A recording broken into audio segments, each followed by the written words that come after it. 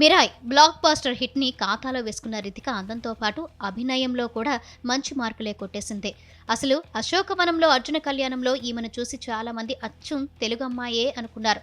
తన చిలిపితనం, అల్లరితో ఆ చిత్రంలో అంతలా ఆకట్టుకుంది. నాకు అల్లు అర్జున్ అంటే చాలా ఇష్టం. నేను ఆయన ఫ్యాన్ని.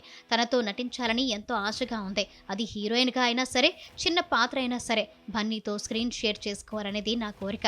అలాంటి అవకాశం వస్తే అస్సలు వదులుకోను అంటూ తన మనసులోని మాట బయట పెట్టేసింది ఈ బ్యూటీ.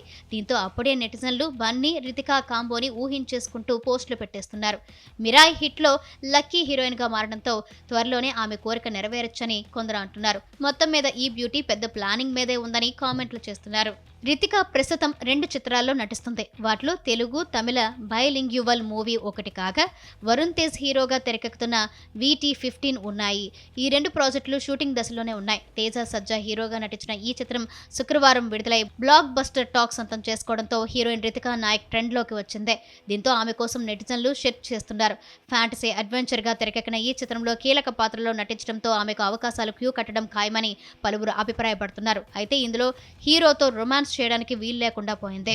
విశ్వక్సేన్తో అశోకవనంలో అర్జున కళ్యాణం చిత్రంతో టాలీవుడ్కి ఎంట్రీ ఇచ్చింది ఢిల్లీ బ్యూటీ రితికా నాయక్.